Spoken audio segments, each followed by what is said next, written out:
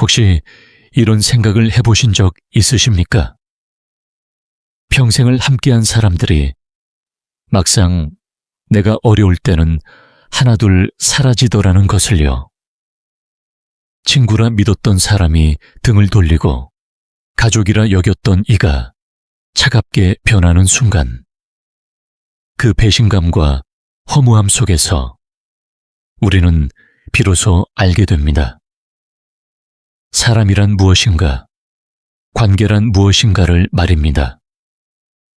오늘 이 자리에 여러분과 함께 나누고 싶은 이야기는 200년 전 조선시대를 살다간 한 학자의 이야기입니다. 바로 다산 정약용 선생이지요. 정약용. 이름만 들어도 고개가 숙여지는 우리나라가 낳은 대학자이자 사상가입니다. 하지만 그의 삶은 결코 평탄하지 않았습니다. 정조대왕의 총애를 받으며 잘 나가던 시절, 갑자기 모든 것이 무너져 내렸습니다.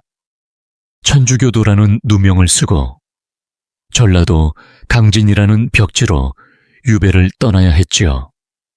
그때 그의 나이 40살, 한창 일할 나이에 가족과도 헤어져야 했고 친구들은 하나둘 외면했습니다. 어제까지 형님이라 부르던 이들이 오늘은 그의 이름조차 입에 담지 않았습니다. 유배지 강진. 그곳은 서울에서 며칠을 걸어야 닿는 세상 끝 같은 곳이었습니다. 돌아올 수 있을지조차 알 수 없는 유배 생활. 정약용은 그곳에서 18년을 보냈습니다. 18년이라는 세월. 아이가 태어나 성인이 될 만큼 긴 시간이었지요.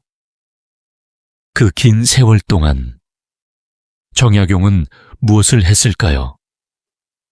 그는 원망하지 않았습니다. 자포자기하지도 않았습니다.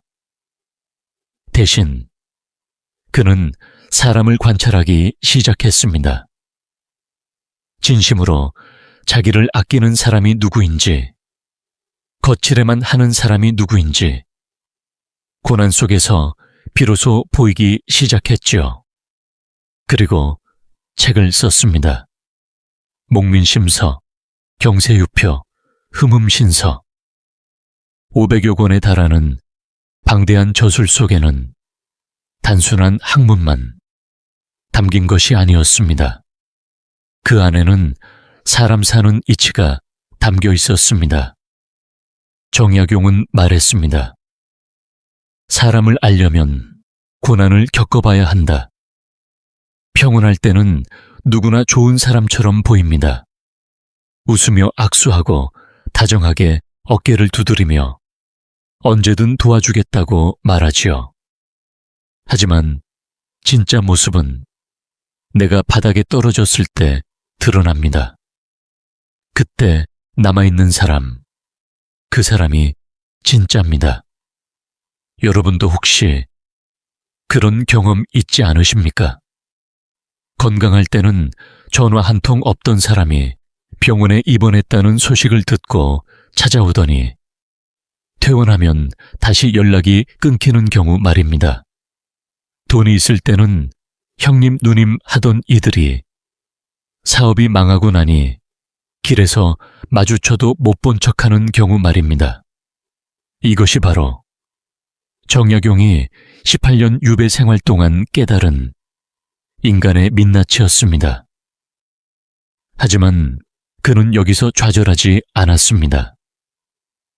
오히려 더 깊이 생각했지요. 그렇다면 나는 어떻게 살아야 하는가? 어떻게 사람을 대해야 하는가? 나 자신은 어떤 사람이 되어야 하는가? 그리고 그는 답을 찾았습니다. 사람을 귀하게 대하되 나 자신을 천하게 여기지 말라. 말은 적게 하되 듣기는 깊게 하라. 인연에는 때가 있고 이별에도 때가 있음을 받아들여라. 이 가르침들은 단순한 처세술이 아니었습니다. 70년, 80년을 살아온 우리가 지금 이 순간에도 고민하는 인생의 본질적인 질문들이었습니다. 오늘 이 시간, 저는 여러분과 함께 정약용의 지혜를 빌려 우리 인생의 후반부를 어떻게 살아야 하는지 함께 생각해 보고자 합니다. 60이 넘고 70이 넘으니 이제는 보이는 것들이 있지 않습니까? 젊었을 때는 몰랐던 것들이 나이가 들어서야 선명하게 보입니다. 누가 진짜 내 사람인지, 어떤 관계가 나를 지치게 하는지, 무엇을 놓아주어야 하는지 말입니다. 정약용은 유배에서 풀려난 후 고향으로 돌아왔습니다. 그때 그의 나이 57세, 18년 만에 다시 본 세상은 완전히 달라져 있었습니다. 하지만 그는 흔들리지 않았습니다. 고난 속에서 얻은 지혜가 그를 더 단단하게 만들어 주었으니까요. 그리고 그는 말년까지 후학들을 가르치며 품격 있는 늙음이란 무엇인지 보여주었습니다. 여러분, 우리도 이제 정약용처럼 살아갈 때가 되지 않았습니까? 젊은 시절에 격정과 욕망을 내려놓고 이제는 지혜롭게 사는 법을 배울 때 말입니다. 상처받지 않으면서도 남에게 상처 주지 않으면서 나 자신의 품격을 지키며 사는 법 말입니다. 자, 그럼 이제부터 정약용이 우리에게 남긴 5가지 가르침을 하나씩 천천히 들여다보겠습니다. 첫 번째 가르침은 이것입니다. 사람을 귀하게 대하되 나 자신을 천하게 여기지 말라. 정약용은 유배지에서 이런 글을 남겼습니다. 사람을 대할 때는 정성을 다하되 내 몸을 해치면서까지 베풀어서는 안 된다. 참으로 깊은 말이지요. 우리는 흔히 착한 사람이 되어야 한다고 배웁니다. 남을 먼저 배려하고 희생하고 베푸는 것이 미덕이라고 들어왔습니다. 그런데 정약용은 말합니다. 그것도 좋지만 선을 넘어서는 안 된다고 말입니다. 왜 그럴까요? 정약용 자신도 젊은 시절에는 모든 사람을 믿었습니다. 진심으로 대하면 상대방도 진심으로 대해줄 거라 생각했지요. 하지만 유배 생활을 하며 깨달았습니다. 세상에는 2 종류의 사람이 있다는 것을요. 하나는 내가 베푼 만큼 고마워하고 그 은혜를 기억하는 사람. 또 하나는 내가 베풀면 당연하게 여기고 더 많은 것을 요구하는 사람. 여러분도 경험해 보셨을 겁니다. 처음에는 작은 부탁이었습니다. 미안한데 이것 좀 도와줄 수 있어? 그래서 도와줬습니다. 그런데 다음번에는 부탁이 더 커집니다. 저번에도 해줬잖아. 이번에도 부탁해.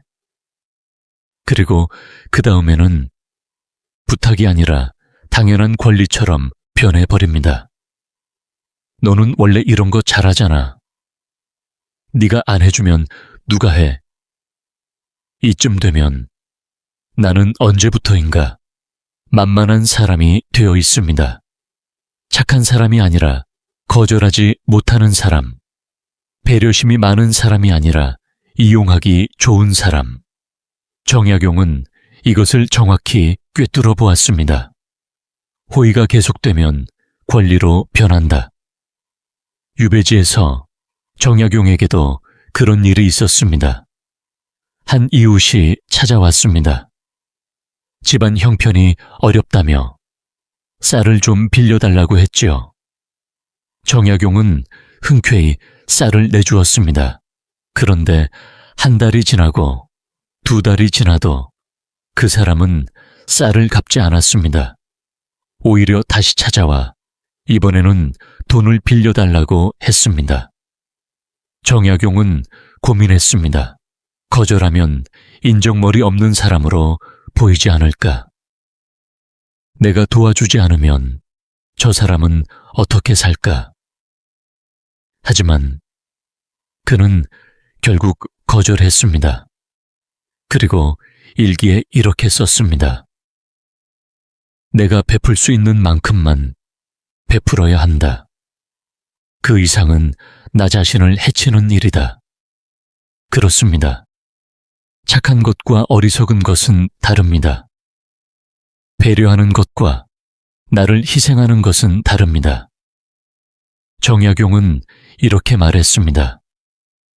사람을 귀하게 대하되 나 자신을 천하게 여기지 말라. 남을 존중하는 것은 좋습니다. 하지만 그것이 내 존엄성을 포기하는 것이어서는 안 됩니다. 그렇다면 구체적으로 어떻게 해야 할까요? 정약용은 3가지 원칙을 제시했습니다. 첫째, 선을 그어라. 베풀되 여기까지라는 선을 분명히 하라는 것입니다. 이번에는 도와줄 수 있지만 다음번에는 어렵습니다. 이 한마디가 얼마나 중요한지 모릅니다. 선을 그어놓지 않으면 상대방은 계속 요구하게 됩니다. 그리고 나중에 거절하면 오히려 내가 나쁜 사람이 됩니다. 명절 때마다 친척들이 모이면 이런 일이 자주 생기지 않습니까? 아직도 그 집에서 살아. 우리 집에 빈방 있으니까 거기서 살지 그래. 처음에는 고마운 마음에 괜찮아요. 조금만 더 버텨볼게요 라고 했는데 다음번에 또 묻습니다. 그래서 이사는 했어. 그러다 결국 우리 말은 안 듣고 고집만 세네 라는 소리를 듣게 됩니다. 이럴 때 필요한 것이 분명한 선 긋기입니다. 걱정해 주셔서 감사합니다. 하지만 저희는 지금 이 집이 좋습니다. 이렇게 한번 확실히 말해두면 다음번에는 더 이상 묻지 않습니다. 애매하게 넘어가면 상대방은 계속 간섭하게 됩니다. 둘째, 거절할 줄 알아라. 정약용은 이렇게 말했습니다. 모든 청을 들어줄 수는 없다. 거절하는 것도 지혜다. 우리는 거절하는 것을 너무 두려워합니다. 거절하면 관계가 나빠지지 않을까? 나를 이기적인 사람으로 볼까봐. 하지만 생각해 보십시오. 진짜 나를 아끼는 사람이라면 내가 거절해도 이해합니다. 오히려 무리한 부탁을 하지 않습니다. 반대로 거절했을 때 삐지는 사람, 화를 내는 사람, 관계를 끊어버리는 사람, 그런 사람은 애초에 나를 사람으로 본 것이 아닙니다. 그저 이용할 대상으로 본 것입니다. 몇 해 전 한 어르신이 이런 말씀을 하셨습니다. 나는 평생 착하게 살았어. 남한테 거절 한번 제대로 못하고 다 들어주며 살았지. 그런데 말년에 와서 보니 정작 내 곁에 남은 사람은 거의 없더라고.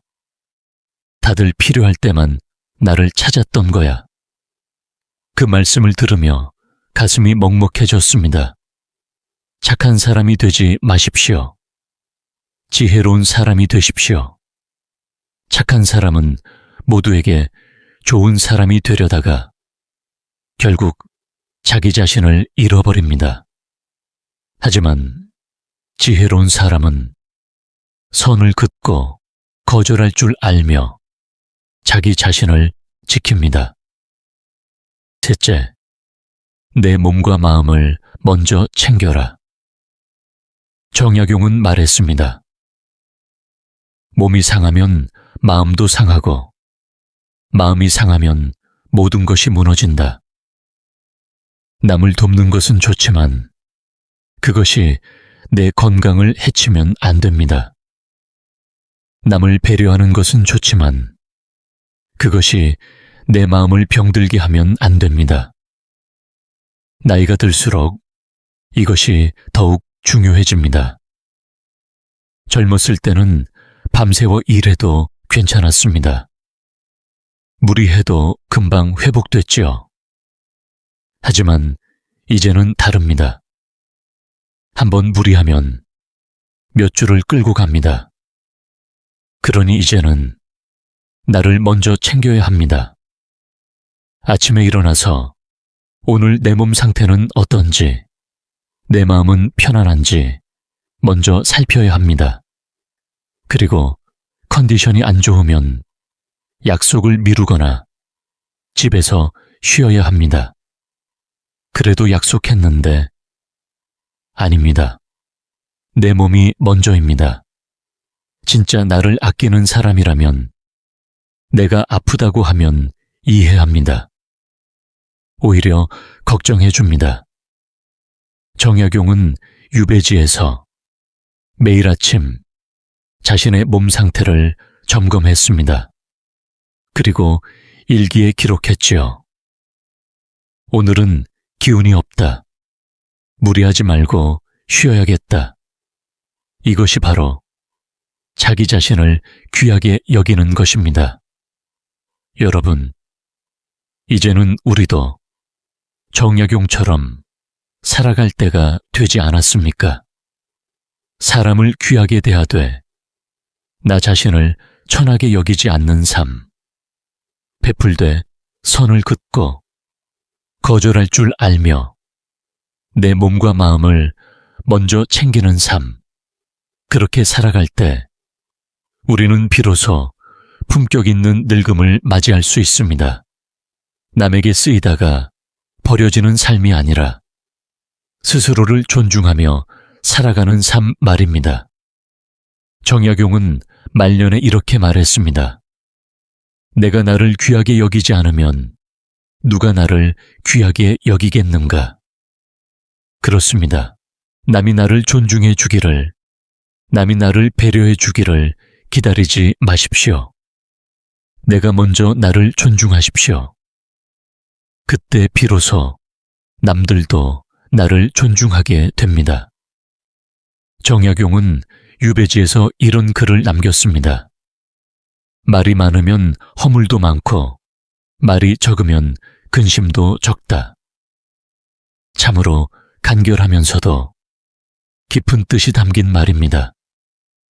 우리는 살아가면서 수없이 많은 말을 합니다. 아침에 눈을 뜨면서부터 밤에 잠들 때까지 끊임없이 말을 쏟아내지요. 그런데 나이가 들어서 돌이켜보면 그 많은 말 중에 꼭 필요했던 말이 얼마나 될까요? 정약용은 유배 초기 억울함을 호소하려 많은 편지를 썼습니다. 이 사람, 저 사람에게 자신의 결백을 알리려 했지요. 하지만 아무도 듣지 않았습니다. 아니, 들으려 하지 않았습니다. 그때 정약용은 깨달았습니다. 말이 많을수록 사람들은 더 믿지 않는구나. 변명이 길수록 의심만 커질 뿐이구나. 그 후부터 정약용은 말을 아끼기 시작했습니다. 억울해도 변명하지 않고 화가 나도 큰 소리치지 않았습니다. 대신 침묵하고 듣고 관찰했습니다. 그리고 그는 놀라운 사실을 발견했습니다. 말을 줄이니 오히려 사람들이 더 귀 기울이더라는 것을요. 여러분도 경험해 보셨을 겁니다. 항상 떠드는 사람의 말은 귀에 들어오지 않습니다. 또 시작이네 하며 한 귀로 듣고 한 귀로 흘려버리지요. 하지만 평소에 말이 없던 사람이 입을 열면 모두가 귀를 기울입니다. 저 사람이 말을 한다는 건 정말 중요한 이야기구나. 정약용은 이렇게 말했습니다. 말의 가치는 양이 아니라 무게에 있다. 하루 종일 떠들어대는 100마디보다 꼭 필요한 순간에 하는 한마디가 훨씬 더 깊이 사람의 마음에 박힙니다. 그렇다면 우리는 왜 이렇게 말을 많이 하게 되는 걸까요? 정약용은 그 이유를 3가지로 정리했습니다. 첫째, 인정받고 싶은 마음 때문입니다. 우리는 말을 통해 내가 아는 것을 드러내고 내가 대단한 사람임을 보여주려 합니다. 명절날 친척들이 모이면 이런 대화가 오가지 않습니까? 요즘 젊은 사람들은 말이야. 내가 젊었을 때는 말이야. 자기 경험담을 늘어놓으며 훈계하고 가르치려 듭니다. 하지만 듣는 사람은 어떻습니까? 또 그 얘기네. 귀에 못이 박히도록 들은 얘기야. 말하는 사람은 자랑스러운데 듣는 사람은 지겹습니다. 정약용은 이렇게 말했습니다. 자랑은 입 밖으로 내는 순간 초라함으로 변한다. 둘째, 불안한 마음 때문입니다. 침묵이 무섭습니다. 말이 없으면 뭔가 어색하고 불편합니다. 그래서 계속 말을 합니다. 의미 없는 말, 굳이 할 필요 없는 말까지 그저 침묵을 메우기 위해 쏟아냅니다. 엘리베이터에서 아는 사람을 만나면 어색한 침묵이 싫어서 날씨 얘기라도 꺼내지 않습니까? 오늘 춥네요. 비 온대요. 하지만 생각해 보십시오. 그 말이 꼭 필요했을까요? 침묵이 그렇게 나쁜 걸까요? 정약용은 이렇게 말했습니다. 침묵할 줄 아는 사람이 진정으로 강한 사람이다. 불안해서 말로 채우는 사람은 속이 빈 사람입니다. 하지만 침묵 속에서도 편안한 사람은 속이 꽉 찬 사람입니다. 셋째, 화가 났기 때문입니다. 화가 나면 참지 못하고 말로 터뜨립니다. 당신은 왜 맨날 그 모양이야? 내가 몇 번을 말했어. 순간적으로 쏟아낸 말들이 나중에 후회로 돌아옵니다. 정약용도 젊은 시절에는 그랬습니다. 억울한 일이 생기면 참지 못하고 따졌습니다. 잘못을 보면 참지 못하고 지적했습니다. 하지만 유배 생활을 하며 깨달았습니다. 화낼 때 한 말은 반드시 돌아온다는 것을요. 한 번은 이런 일이 있었습니다. 유배지에서 함께 지내던 사람이 정약용의 물건을 몰래 가져갔습니다. 정약용은 화가 났습니다. 당장 달려가서 따지고 싶었습니다. 하지만 그는 참았습니다. 하루를 참고 이틀을 참았습니다.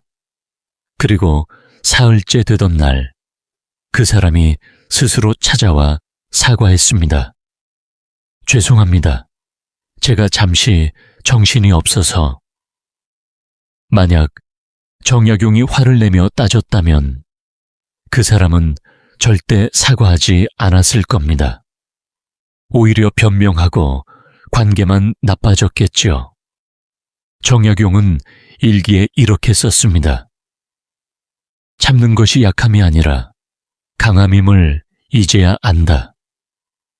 화를 참는 것은 겁이 나서가 아닙니다. 지혜롭기 때문입니다. 그렇다면 말을 줄이려면 구체적으로 어떻게 해야 할까요? 정약용은 3가지 방법을 제시했습니다. 첫째, 말하기 전에 3번 생각하라. 이 말이 꼭 필요한가? 이 말이 상대에게 도움이 되는가? 이 말을 나중에 후회하지 않을까? 3가지를 생각하고 하나라도 아니라면 입을 다물어야 합니다. 둘째, 듣는 연습을 하라. 정약용은 이렇게 말했습니다. 입이 하나이고 귀가 둘인 것은 말하기보다 듣기를 2배 더하라는 뜻이다.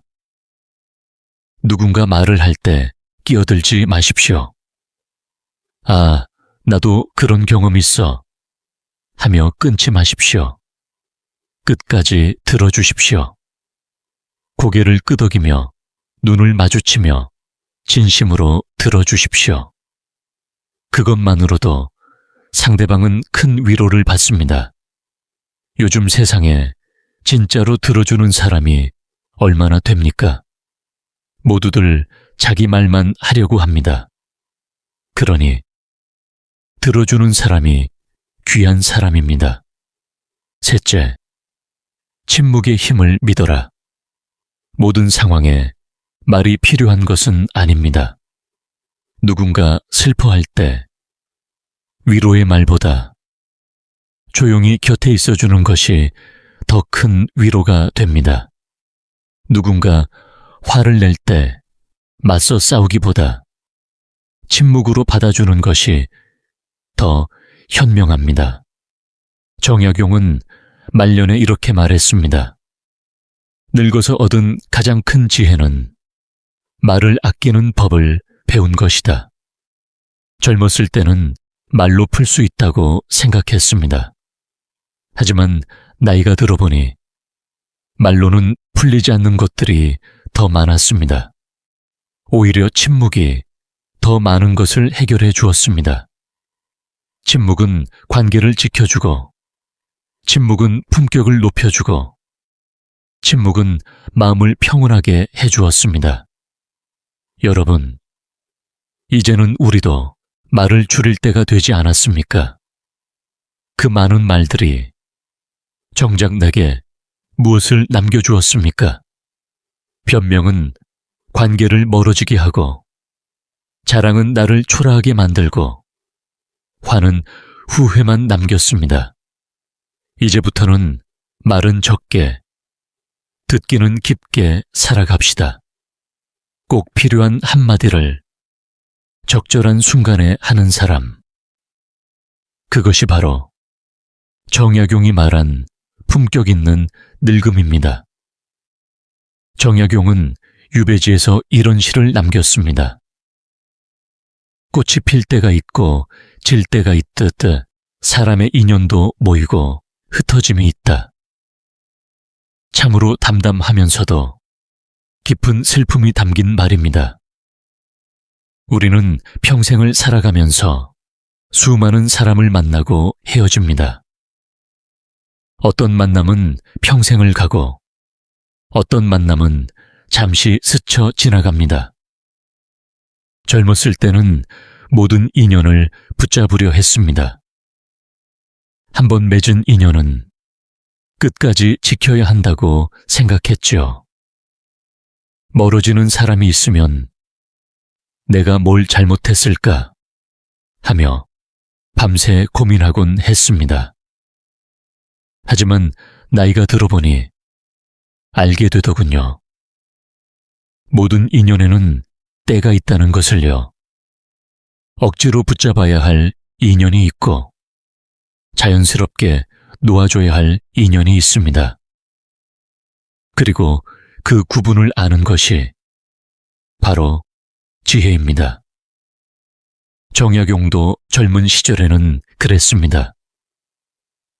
정조대왕의 신임을 받으며 수많은 벗들과 교유했습니다. 밤낮으로 학문을 논하고 술잔을 나누며 평생 함께하리라 맹세했지요. 하지만 유배를 떠나는 순간 모든 것이 달라졌습니다. 어제까지 형제라 부르던 이들이 오늘은 외면했습니다. 편지를 보내도 답이 없고 도움을 청해도 침묵뿐이었습니다. 처음에 정약용은 분노했습니다. 이게 사람인가? 어제까지 친구라 하지 않았는가? 억울하고 서러웠습니다. 하지만 시간이 지나며 그는 다른 것을 보기 시작했습니다. 그 많은 사람들 중에 단 몇 사람만이 남았습니다. 멀리서나마 편지를 보내주고 몰래 책을 보내주는 이들이 있었습니다.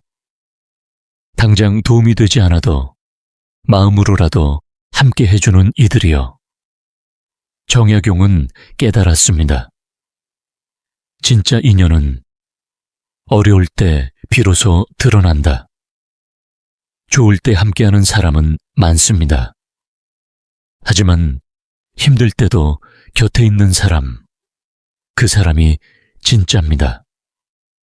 그리고 그런 사람은 많지 않습니다. 여러분도 돌이켜 보십시오. 젊었을 때는 친구가 참 많았습니다. 학교 친구, 직장 동료, 이웃 사람들. 명절 때면 연화장이 수북이 쌓였고 생일이면 축하 전화가 끊이지 않았죠.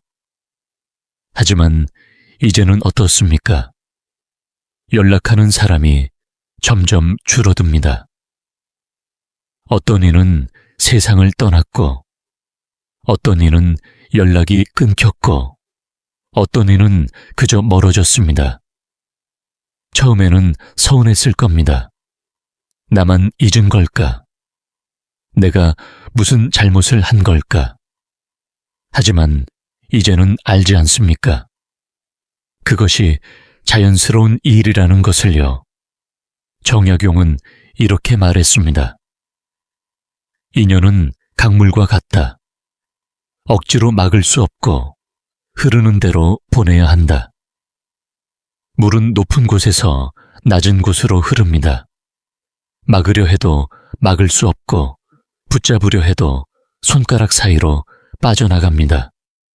인연도 그렇습니다. 떠나는 사람을 붙잡으면 서로가 다칩니다. 왜 연락 안 해? 우리 사이가 이래. 이렇게 따지고 들면 관계는 더 나빠질 뿐입니다. 오히려 담담히 보내주는 것이 낫습니다. 그동안 고마웠어. 좋은 일만 있기를. 이렇게 웃으며 보내면 적어도 나쁜 기억으로 남지 않습니다.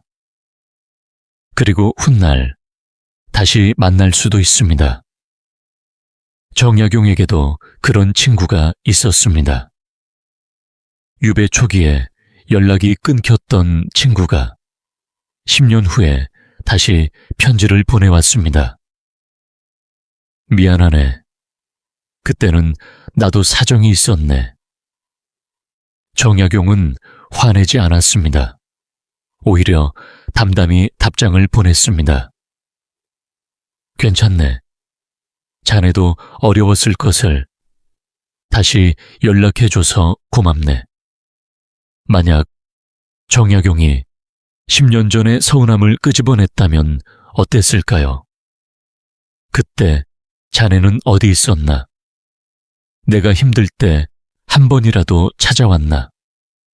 이렇게 따졌다면 그 인연은 영영 끊어졌을 겁니다. 하지만 정약용은 놓아줄 줄 알았습니다. 떠나는 사람을 원망하지 않고 돌아오는 사람을 따지지 않았습니다. 그저 인연의 흐름을 자연스럽게 받아들였습니다. 그렇다면 구체적으로 어떤 인연을 놓아줘야 할까요? 정약용은 3가지를 말했습니다. 첫째, 나를 소진시키는 인연. 만날 때마다 기운이 빠지는 사람이 있습니다.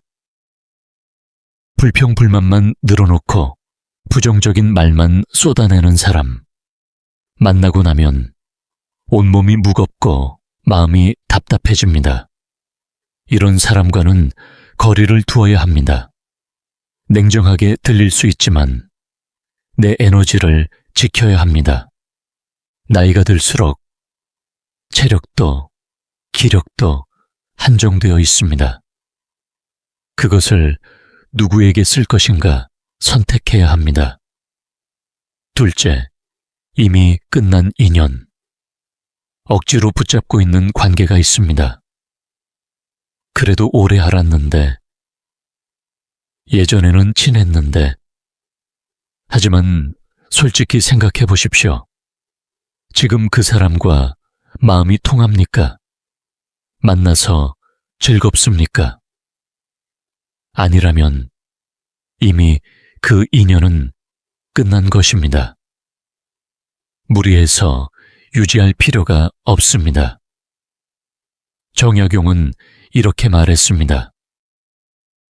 끝난 인연을 붙잡는 것은 시든 꽃에 물을 주는 것과 같다. 꽃은 살아나지 않고 물만 낭비할 뿐이다. 셋째, 나를 존중하지 않는 인연. 만날 때마다 나를 깎아내리는 사람이 있습니다. 너는 왜 그 모양이야? 다른 사람은 다 잘하는데 비교하고 비난하고 무시합니다. 이런 사람과는 단호하게 거리를 두어야 합니다. 그래도 가족인데, 그래도 오래 알았는데, 아닙니다. 가족이라도 친구라도 나를 존중하지 않으면 안 됩니다. 정약용은 말했습니다. 존중받지 못하는 관계는 관계가 아니라 구속이다. 그런 구속에서 우리는 자유로워져야 합니다.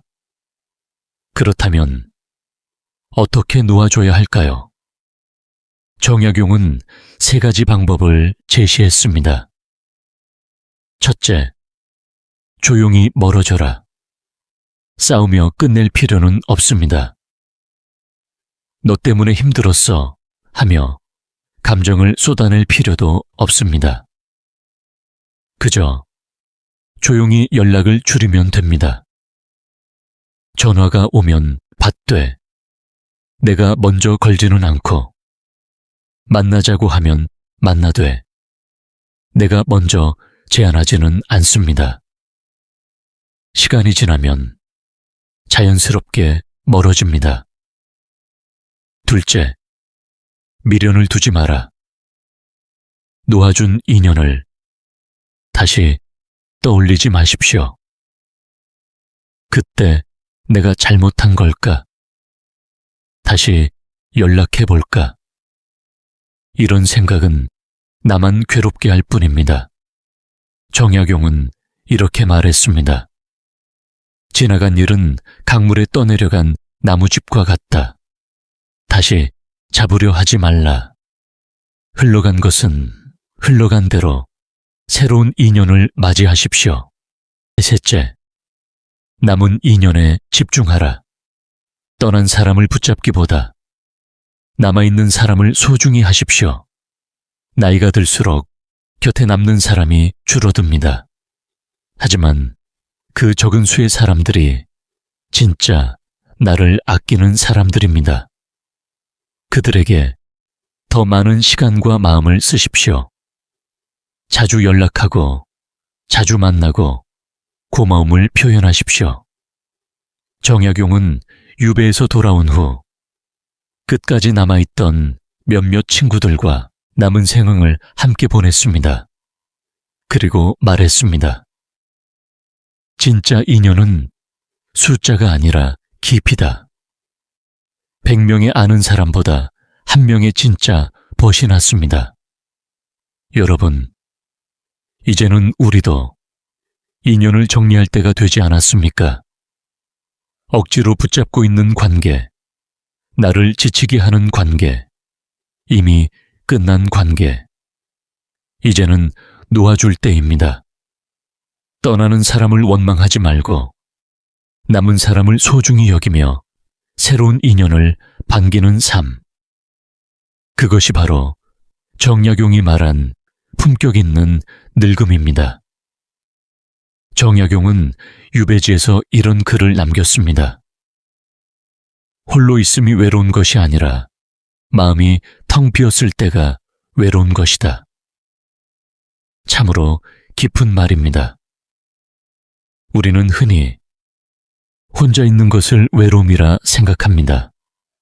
사람들과 어울리지 못하면 뭔가 문제가 있는 것처럼 느껴지지요. 명절이면 이런 질문을 받습니다. 요즘 뭐 하며 지내? 친구들은 자주 만나? 만약 그냥 집에 있어요 라고 대답하면 걱정 섞인 눈빛을 받게 됩니다. 너무 혼자만 있으면 안 되지. 사람은 어울려 살아야 해. 하지만 정말 그럴까요?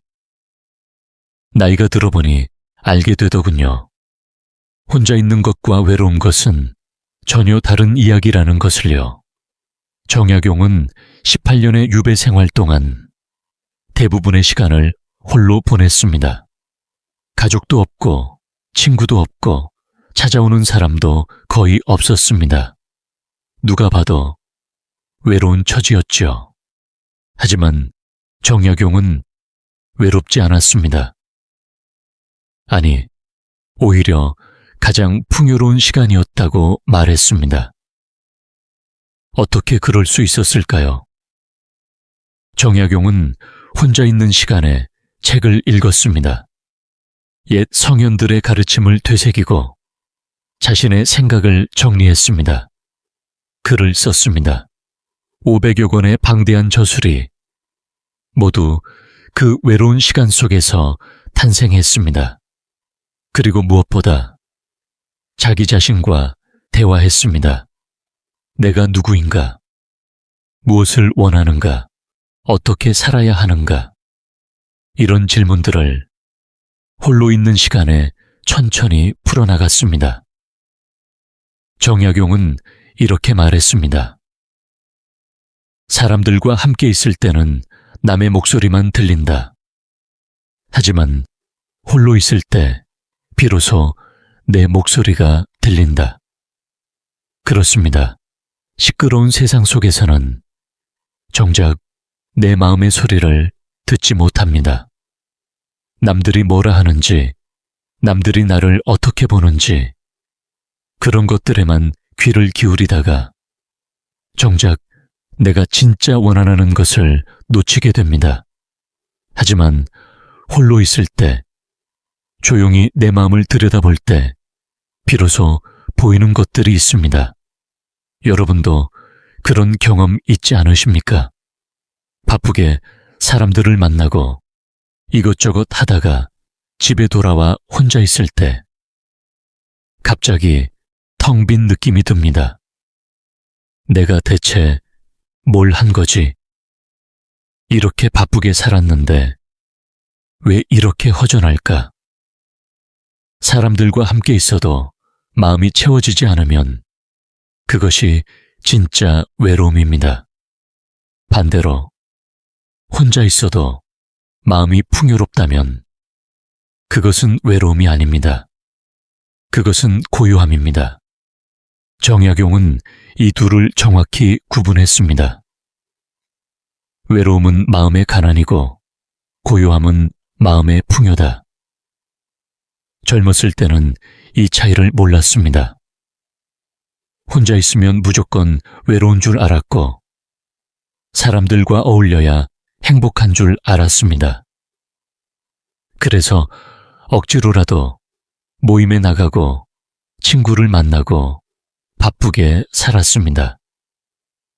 하지만 나이가 들어보니 그렇게 애쓸 필요가 없더군요. 혼자 있는 시간이 오히려 더 편안하고 더 충만합니다. 아침에 일어나서 천천히 차 한 잔을 마시며 창밖을 바라보는 시간. 아무도 없고 아무 말도 없지만 전혀 외롭지 않습니다. 오히려 마음이 평온합니다. 이것이 바로 정약용이 말한 고요함입니다. 그렇다면 외로움과 고요함을 어떻게 구분할 수 있을까요? 정약용은 3가지 기준을 제시했습니다. 첫째, 혼자 있을 때 불안한가, 편안한가? 외로움은 불안을 동반합니다. 혼자 있으면 뭔가 해야 할 것 같고, 누군가와 연락해야 할 것 같고, 가만히 있지 못합니다. 하지만 고요함은 다릅니다. 혼자 있어도 마음이 편안합니다. 굳이 무언가를 하지 않아도 그저 있는 것만으로 충분합니다. 정약용은 이렇게 말했습니다. 불안은 밖에서 무언가를 채우려 하지만 평안은 안에 이미 채워져 있다. 혼자 있을 때 내 마음이 어떤지 살펴보십시오. 불안하다면 외로움이고 편안하다면 고요함입니다. 둘째, 시간이 빨리 가는가, 천천히 가는가?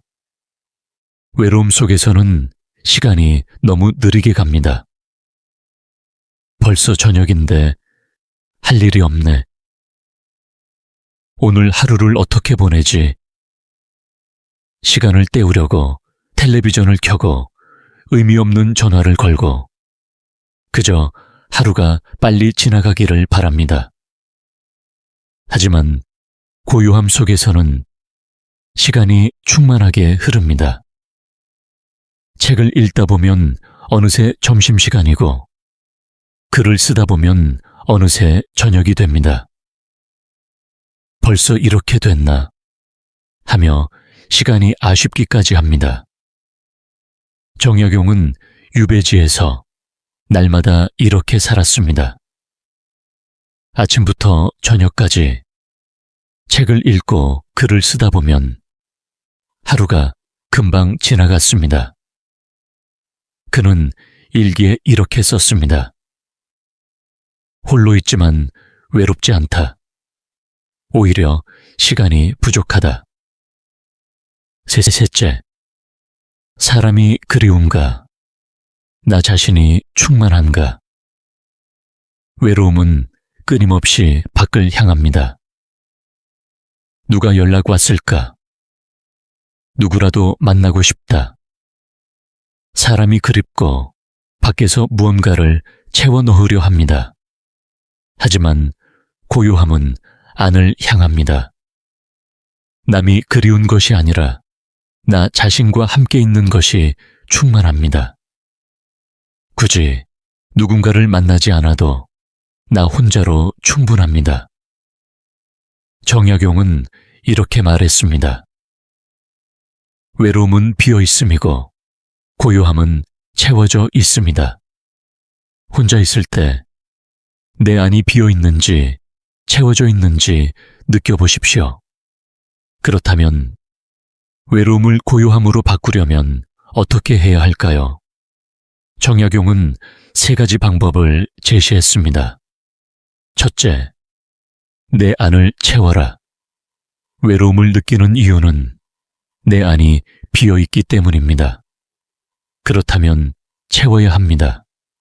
무엇으로? 책으로, 음악으로, 글쓰기로, 혹은 명상이나 기도로. 정약용은 책을 읽으며 내 안을 채웠습니다. 옛 성현들의 말씀이 그의 마음을 풍요롭게 해주었습니다. 여러분은 무엇으로 채우시겠습니까? 둘째, 혼자 있는 연습을 하라. 처음에는 어색합니다. 혼자 밥을 먹고, 혼자 산책하고, 혼자 시간을 보내는 것이. 하지만 연습하다 보면 점점 익숙해집니다. 그리고 어느 순간 혼자 있는 시간이 가장 소중한 시간이 됩니다. 정약용은 이렇게 말했습니다. 혼자 있는 법을 배운 사람은 진정으로 자유롭다. 셋째, 고독을 즐겨라. 고독을 두려워하지 마십시오. 고독은 적이 아닙니다. 오히려 선물입니다. 고독한 시간에 우리는 자라납니다. 더 깊이 생각하고 더 많이 깨닫고 더 단단해집니다. 정약용의 위대한 저술들이 모두 고독 속에서 탄생했듯이 말입니다. 여러분, 이제는 외로움을 두려워하지 마십시오. 혼자 있다고 해서 불쌍한 사람이 아닙니다. 오히려 혼자 있는 법을 아는 사람이 진짜 어른입니다. 사람들과 어울리는 것도 좋지만 혼자 고요히 있는 시간도 필요합니다. 그 시간에 우리는 나 자신을 만나고 진짜 내가 원하는 것을 발견합니다. 정약용은 말년에 이렇게 말했습니다.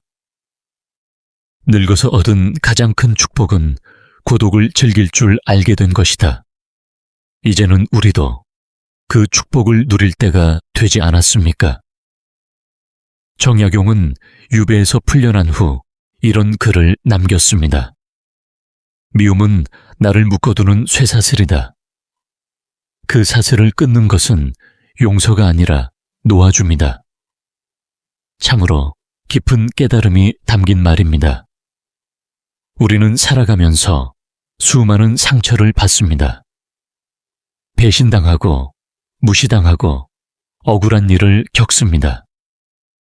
그리고 그 상처들은 가슴 깊은 곳에 쌓여갑니다. 시간이 지나도 그 기억은 사라지지 않습니다. 문득문득 떠오르며 가슴을 쓰리게 합니다.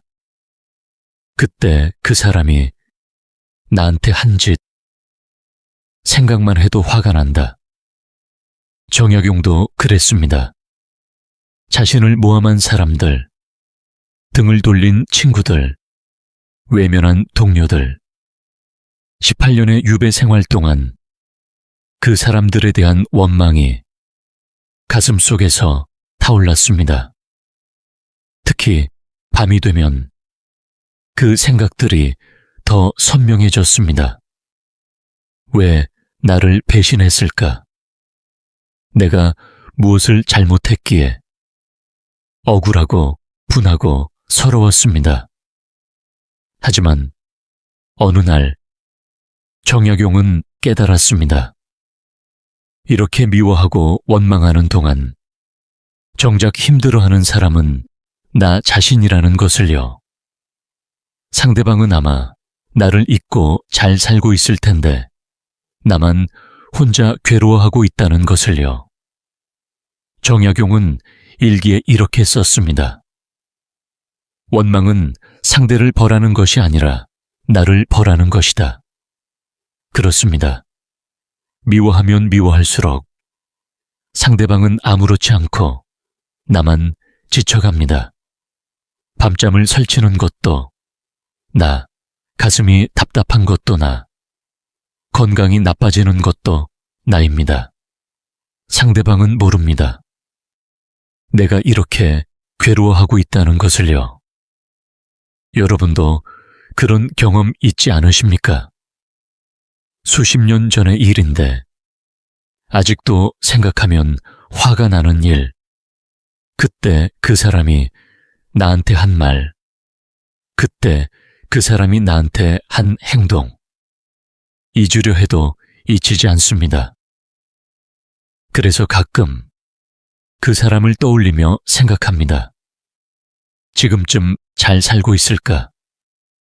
혹시 벌이라도 받았을까? 하지만 대부분의 경우 상대방은 아무렇지 않게 잘 살고 있습니다. 그리고 나만 그 오래된 원망을 붙잡고 혼자 괴로워하고 있습니다. 정약용은 이것을 깨달았을 때 이제는 놓아줘야겠다고 결심했습니다. 그런데 여기서 중요한 것은 정약용이 용서하지 않았다는 점입니다. 많은 사람들이 착각합니다. 미움을 내려놓으려면 용서해야 한다고 말입니다. 하지만 정약용은 말합니다. 용서는 상대를 위한 것이 아니다. 놓아줌은 나를 위한 것이다. 용서와 놓아줌은 다릅니다. 용서는 상대방의 잘못을 인정하고 그것을 덮어주는 것입니다.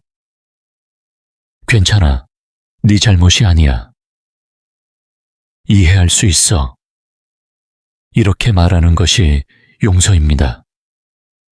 하지만 어떤 일은 용서할 수 없습니다. 용서하기에는 너무 큰 상처였고 너무 깊은 배신이었습니다. 그리고 그것은 당연한 일입니다. 정약용도 자신을 모함한 사람들을 끝까지 용서하지 않았습니다. 네가 한 일은 잘못이 아니야 라고 말하지 않았습니다. 하지만 놓아줬습니다. 놓아줌은 용서하지 않아도 됩니다. 상대방의 잘못을 인정하지 않아도 됩니다. 다만 그 사람에 대한 생각을 멈추는 것입니다. 너는 내게 잘못했다. 하지만 나는 이제 너에 대해 생각하지 않겠다. 이것이 놓아줌입니다. 정약용은 이렇게 말했습니다. 용서는 상대를 풀어주는 것이고 놓아줌은 나를 풀어주는 것이다. 용서는 상대를 위한 행위지만 놓아줌은 나를 위한 선택입니다. 그렇다면 어떻게 놓아줄 수 있을까요? 정약용은 3가지 방법을 제시했습니다. 첫째, 그 사람을 생각하는 시간을 줄여라. 미움을 놓아주려면 그 사람을 떠올리는 빈도를 줄여야 합니다. 문득 생각이 나면 그만 하고 말하십시오. 그리고 다른 생각으로 돌리십시오. 처음에는 어렵습니다.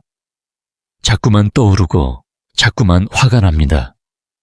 하지만 연습하다 보면 점점 덜 떠오르게 됩니다. 정약용은 이렇게 했습니다.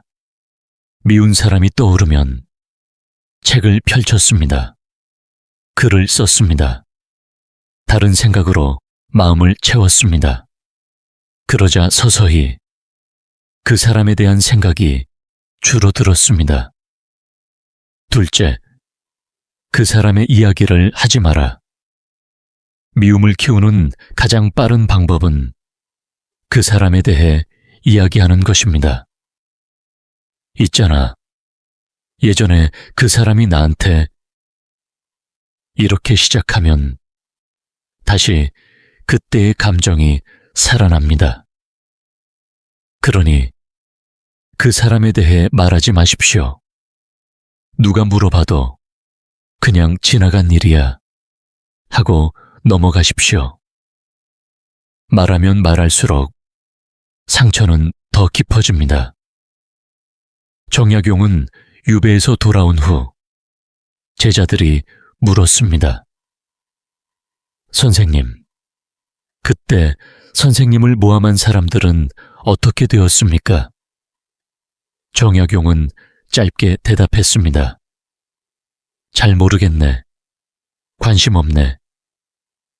셋째, 그 사람의 불행을 바라지 마라. 미움을 놓아주지 못하는 이유 중 하나는 상대방이 벌을 받기를 바라기 때문입니다. 저 사람도 언젠가는 벌을 받겠지. 저 사람도 언젠가는 고통을 겪겠지. 이런 생각을 하는 한 놓아줄 수 없습니다. 정약용은 이렇게 말했습니다. 상대의 불행을 바라는 것은 내 마음에 독을 쌓는 것이다. 상대방이 벌을 받든 말든 그것은 내 인생과 무관합니다. 중요한 것은 내가 평온한가입니다. 상대방이 잘 되든 못 되든 내 마음이 편안하면 그것으로 충분합니다. 정약용은 말년에 자신을 모함했던 사람 중 한 명이 몰락했다는 소식을 들었습니다. 제자들은 기뻐했습니다. 선생님, 저 사람이 드디어 벌을 받았습니다. 하지만 정약용은 담담히 말했습니다. 그 사람의 일은 그 사람의 일이네. 내 일은 내 일이고. 그는 이미 완전히 놓아준 상태였습니다. 여러분, 이제는 우리도 오래된 미움을 놓아줄 때가 되지 않았습니까? 용서할 수 없다면 용서하지 않아도 됩니다. 하지만 놓아주십시오. 그 사람에 대해 생각하는 시간을 줄이고 그 사람에 대해 말하지 않고 그 사람의 불행을 바라지 않는 것, 그것이 바로 내 마음을 자유롭게 하는 길입니다. 정약용은 말했습니다. 미움을 놓아주는 순간 비로소 진짜 자유를 얻는다. 그 무거운 짐을 내려놓으면 우리는 한결 가벼워집니다. 그리고 그때야 우리는 진정으로 품격 있는 늙음을 맞이할 수 있습니다. 원망이 아니라 평온으로, 미움이 아니라 담담함으로 마지막을 채워가는 삶 말입니다. 정약용은 75세에 이승을 떠나기 직전 마지막 글을 남겼습니다. 평생을 살아보니 결국 남는 것은 품격뿐이었다. 그 한 줄이 오늘까지 제 가슴에 남아 있습니다. 우리는 평생을 살아오며 참 많은 것들을 쫓아왔습니다. 젊었을 때는 성공을, 중년에는 돈과 명예를, 그리고 늙어서는 건강을 쫓았습니다. 하지만 이제 돌이켜보면 그 모든 것들이 물처럼 빠져나갔습니다. 성공은 순식간에 무너졌고, 돈은 쌓아도 마음이 채워지지 않았고, 명예는 덧없이 사라졌습니다. 그렇다면 정말로 남는 것은 무엇일까요? 정약용은 말합니다. 품격. 마지막까지 남는 것은 내가 어떻게 살았는가, 내가 어떤 사람이었는가, 그것뿐이라고 말입니다. 품격이란 무엇일까요? 화려한 옷을 입는 것도, 비싼 차를 타는 것도, 높은 자리에 있는 것도 아닙니다. 품격은 마지막 순간까지 나 자신을 지키는 것입니다. 정약용은 유배에서 풀려난 후 고향으로 돌아왔습니다. 그때 그의 나이 57세. 18년 만에 돌아온 집은 너무나 낡고 초라했습니다. 마을 사람들은 그를 동정의 눈으로 바라봤습니다. 한때는 잘 나가더니 이제는 다 끝났네. 하지만 정약용은 흔들리지 않았습니다. 그는 여전히 매일 아침 일찍 일어나 단정히 옷을 입고 글을 읽었습니다. 가난해도 늙어도 아무도 찾지 않아도 그는 자신의 품격을 지켰습니다. 그리고 말년에 제자들에게 이렇게 말했습니다. 나는 평생 많은 것을 잃었다. 하지만 한 가지만은 잃지 않았다. 바로 나 자신이다. 여러분, 우리도 이제 인생의 마지막 장을 쓰고 있지 않습니까? 60을 넘기고 70을 넘기니 하나둘씩 떠나보내는 것들이 많아집니다. 건강도 예전 같지 않고 체력도 떨어지고 기억력도 가물가물합니다.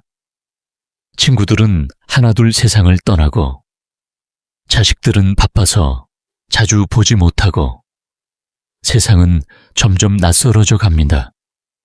이렇게 모든 것을 내려놓는 시간, 우리에게 남는 것은 무엇일까요?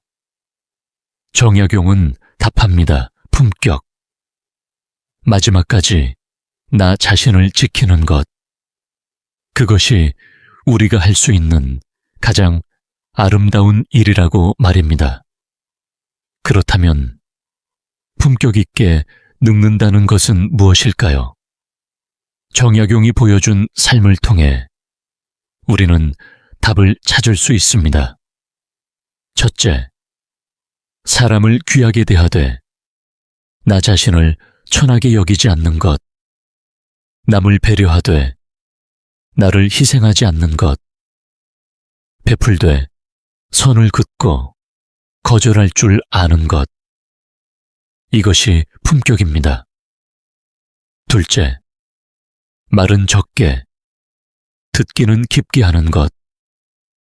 불평하지 않고, 자랑하지 않고, 침묵의 힘을 아는 것. 꼭 필요한 한마디를 적절한 순간에 하는 것. 이것이 품격입니다. 셋째, 인연에는 때가 있음을 받아들이는 것.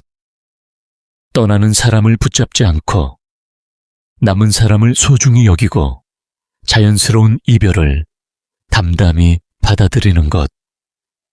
이것이 품격입니다. 넷째, 외로움이 아니라 고요함을 즐기는 것. 혼자 있음을 두려워하지 않고 내 안을 풍요롭게 채우고 고독 속에서 자유를 찾는 것. 이것이 품격입니다. 다섯째, 미움을 놓아주는 것. 용서하지 않아도 좋으니 놓아주는 것. 원망으로 나를 묶지 않고 평온으로 하루하루를 채우는 것. 이것이 품격입니다. 이 5가지를 지키며 사는 것, 그것이 바로 정약용이 우리에게 보여준 품격 있는 늙음입니다. 정약용은 임종 직전 제자들에게 마지막 말을 남겼습니다. 나는 이제 떠난다. 하지만 후회는 없다. 내가 원하는 대로 살았고 내가 믿는 대로 살았다. 그리고 조용히 눈을 감았습니다. 그의 마지막 얼굴은 너무나 평온했다고 합니다. 고통도 두려움도 미련도 없이 그저 담담한 얼굴이었다고요. 여러분, 우리도 언젠가는 그날을 맞이할 것입니다. 그날이 언제일지는 모릅니다. 하지만 분명한 것은 그날은 반드시 온다는 것입니다. 그때 우리는 어떤 얼굴로 이 세상과 작별할 수 있을까요? 후회로 가득한 얼굴일까요? 아니면 평온한 얼굴일까요? 그것은 지금, 이 순간, 우리가 어떻게 사느냐에 달려 있습니다. 이제는 남은 인생을 품격 있게 살아갑시다. 남에게 휘둘리지 않고 말로 에너지를 낭비하지 않고 떠나는 인연을 원망하지 않고 고독을 즐기며 미움을 놓아주는 삶. 그렇게 살다 보면 어느 날 문득 우리도 정약용처럼 말할 수 있을 것입니다. 후회는 없다. 내가 원하는 대로 살았고 내가 믿는 대로 살았다. 오늘 정약용의 가르침을 여러분과 함께 나눌 수 있어서 참으로 기쁩니다. 이 말씀들이 여러분의 남은 인생에 작은 등불이 되기를 바랍니다. 혹시 힘든 순간이 오면 오늘의 이야기를 떠올려 보십시오. 정약용도 그렇게 살았습니다. 18년의 유배, 모든 것을 잃은 절망 속에서도 그는 품격을 지켰습니다. 우리도 할 수 있습니다. 나이가 들었어도 건강이 예전 같지 않아도 우리는 여전히 품격 있게 살 수 있습니다. 그리고 그것이 우리가 이 세상에 마지막으로 남길 수 있는 가장 아름다운 유산입니다. 정약용은 말했습니다. 품격은 죽어서도 남는다. 그것이 진짜 유산이다.